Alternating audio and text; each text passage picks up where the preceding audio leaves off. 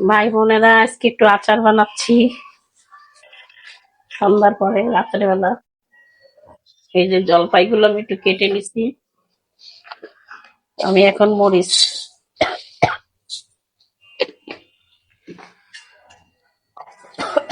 একটু পাঁচফোড়ন ভেজে নিচ্ছি।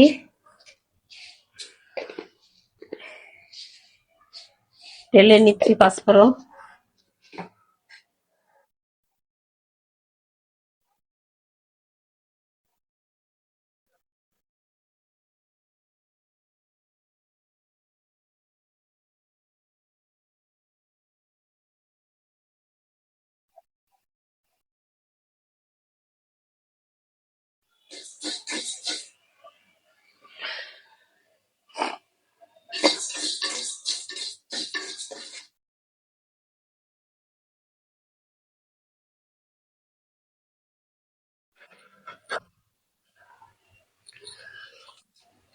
জলপাইগুলো খালি করি। এই হাঁড়িতে আমি জলপাই রান্না করব।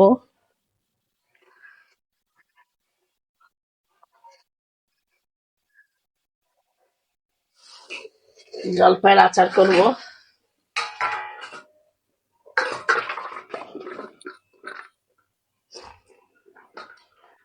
আমি জলপাইগুলো ধুয়ে বেছে বটিতে কেটে নিছি। এটা এইভাবে রান্না করে আমি ডাইরেক্ট এইভাবে রান্না করব, ফ্রিজে রেখে দেবো, তো এই জন্য এই আচারটা নষ্ট হবে না।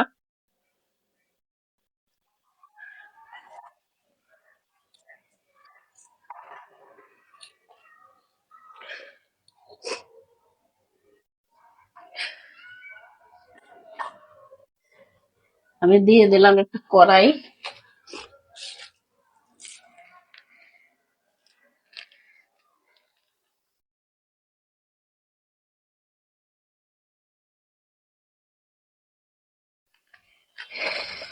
চুলাতে একটা কড়াই বসে দিলাম।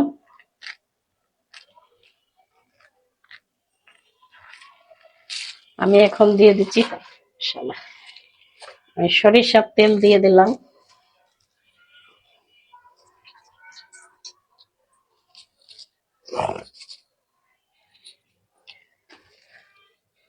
আধা কেজি সরিষার তেল দিয়ে দিলাম।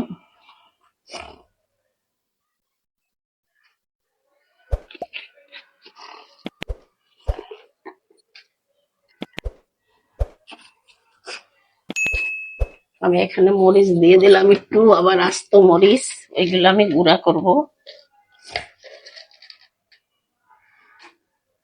একটু দারচিনি দিলাম, একটা এলাচ দিলাম।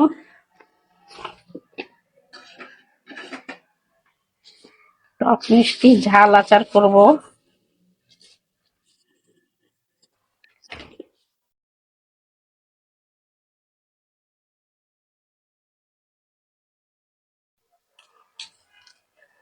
দিয়ে দিলাম একটা তেজপাতা।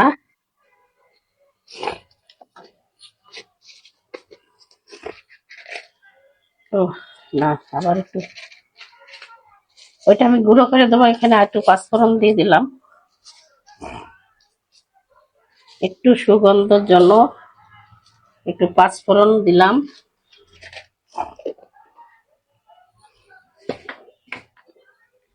ওইটা তো গুঁড়ো করে দিব। ভাই বোনেরা অনেকদিন থেকে ভাবছি একটু জলপাইয়ের আচার করব, জলপাইয়ের আচার করব, কিন্তু সময়ের অভাবে করে পারি না। আজকে মনে করলাম সন্ধ্যাবেলা ফ্রি আছে, একটু করি। আমি দিয়ে দিলাম রসুন, কিছু রসুন দিলাম, এক কোয়া, যে কাটি নাই, আস্তে আস্তে বেছে বেছে দিয়ে দিলাম। পাঁচফোড়ন দিলাম, দারচিনি দিছি দুই তিনটা, এলাচ দিছি, আর এই যে পাঁচ ছয়টার মতন মরিচ দিছি, শুকনা মরিচ। এই ফাঁকে আমি সেই পাঁচফোড়নের গুঁড়াটা গুঁড়া করে নিছি, তার সাথে যে মরিচ, শুকনা মরিচ ভেজে নিয়েছিলাম ওইটাও এর সাথে গুঁড়া করে নিছি, ওইটা দিব।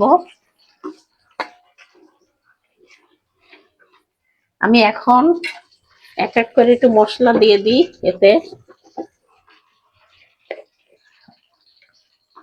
আমি এখন দিয়ে দিচ্ছি একটু হলুদের গুঁড়া, 1 চামচ দিলাম।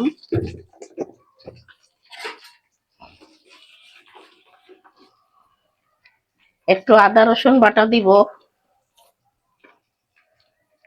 ওখানে তো আস্ত রসুন দিছি, এতে একটু আদা রসুনও বাটা দিয়ে দিচ্ছি। তেলের সাথে ভালো করে করে নিই, মশলাটা কষাই নিই, তাহলে কোনো রকম গন্ধ থাকবে না।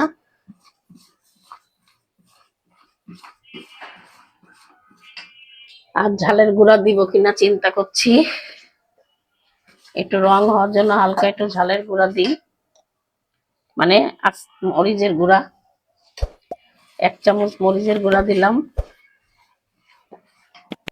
বেশি দেব না, থাক 1 চামচই দিলাম। এবার একটু লবণ দিয়ে দিই, লবণ দিয়ে 2 চামচ দিলাম লবণ। আমি কিন্তু মশলাটা ভালো করে ভুনা করে নিচ্ছি, কোন রকম যাতে গন্ধ না লাগে, আদা রসুনের, কাঁচা আদা রসুনের গন্ধ। এই যে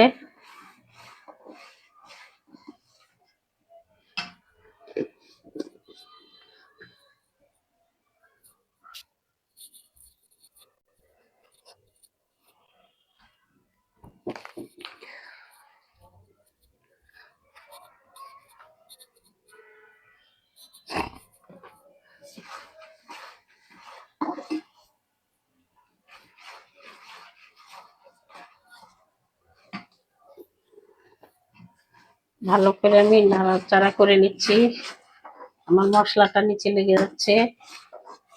এবার আমি জলপাইগুলো দিয়ে দেবো।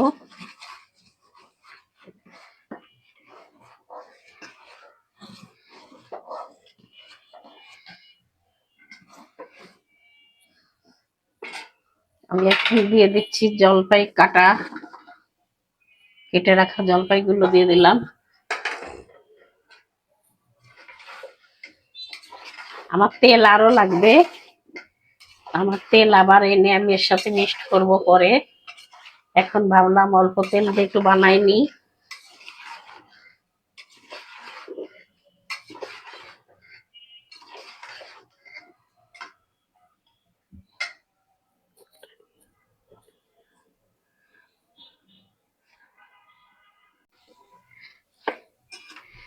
ও, আরেক বাটি জলপাই আছে, এটাও দিয়ে দিলাম।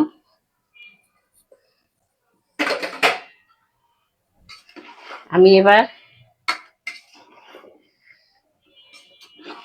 সব জলপাই দিয়ে নাড়াচাড়া করি একটু। আমাদের রোদ্রে শুকানো প্রবলেম, রোদ্রে শুকানো যায় না, এই জন্য আমি এইভাবে বানাচ্ছি ভাই বোনেরা। এইভাবেও বানালে সমস্যা হয় না, এটাও নষ্ট হয় না। এতে একটু ভিনেগার দিলে হয় ভালো, কিন্তু ভিনেগার আমার এখানে নাই, আমার কাছে নাই। পরে আমি আবার একদিন জ্বালায় ভিনেগার দিয়ে দেবো কিনে, আজকে আর আনি নাই কিনে।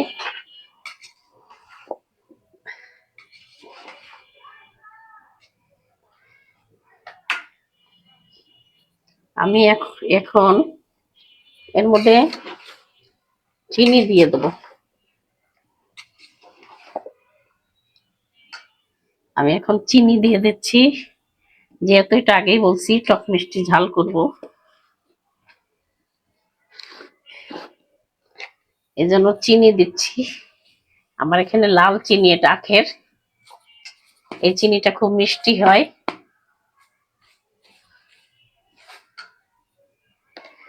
দিয়ে দিলাম চিনি। আমার এখানে জলপাই আছে 2 কেজি, আমি আধা কেজির মতন চিনি দিলাম, দেখি কিরকম টক হয়, লাগলে আরো দেবো। কেন যে চিনিটাও গলবে, পানি বেরোবে, আর তখন এইগুলো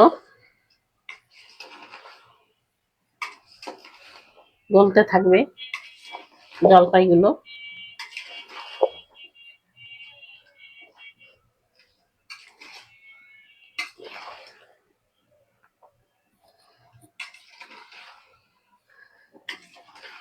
পানি উঠবে চিনি দিয়ে।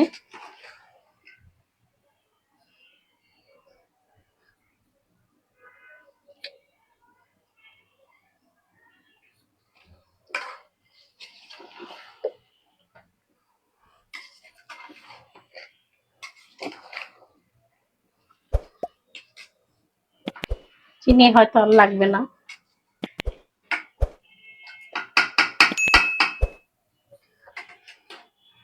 আমি এখন একটু ঢাকা দিয়ে দিই, একটু নরম হোক।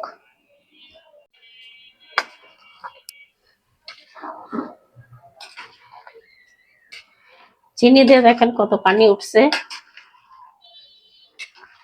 এই হলুদের রং আমি কিছুই বুঝতে পারতেছি না এই লাইটের আলোতে। হলদি মনে হয় আরো লাগবে, হলদি বোঝা যাচ্ছে না লাইটের আলোতে। টিপ টিপ আলো, জলপাইগুলো মনে হচ্ছে কালো হয়ে আছে। আমি আর একটু জলপাই হলুদ দিয়ে দিই, আর একটু হলুদের গুঁড়া দিয়ে দিলাম, আর একটু মরিচের গুঁড়া দিয়ে দিই, ঝাল হয় নাই। আবার ওই ঝালও গুঁড়ো করে দিব, ওই ঝালও গুঁড়ো করছি ওইটাও দিব। হলুদ একদম মনে হচ্ছে ফ্যাকসা হয়ে রয়েছে জলপাইগুলো। লাইটের আলোতে রাতের বেলা কিছু বোঝা যায় না।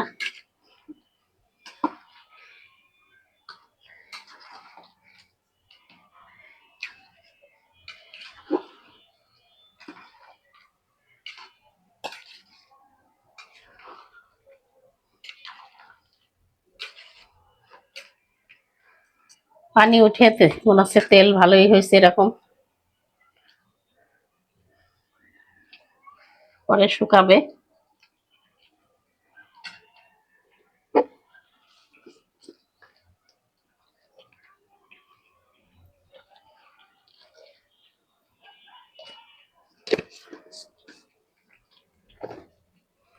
লবণ হয় নাই, লবণ চাইকে দেখলাম তো আবার একটু লবণ দিলাম।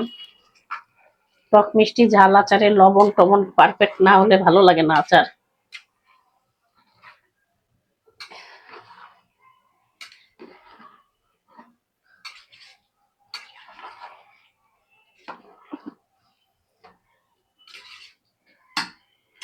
আমি এখন এটা দিয়ে দিই, এই যে মরিচ আর সেই পাঁচফোড়ন ভাজা গুঁড়া সব দিয়ে দিলাম।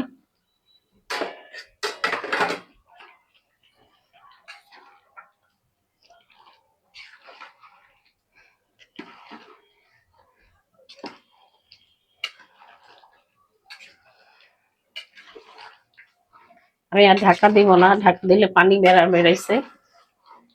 ঢাকা দেব না, এইভাবেই হতে থাকবে। জলপাইগুলো এইভাবে গলুক,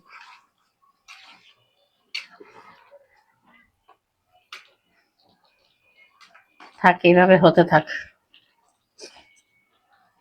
আমি ভাবছিলাম তেল কম হবে, দেখি না এখন তো ভালোই তেল হয়েছে।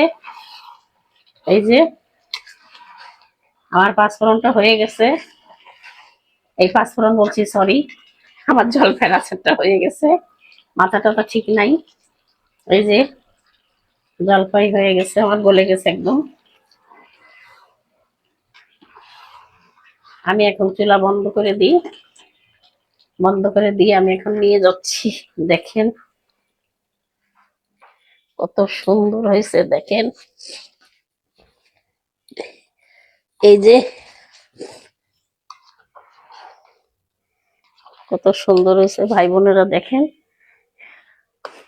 তা আমার আচারটা যদি আপনাদের ভালো লেগে থাকে, লাইক কমেন্ট শেয়ার করবেন, সাবস্ক্রাইব করবেন, আমার পাশে থাকবেন। আমি এখানেই শেষ করে দিলাম। আল্লাহ হাফেজ।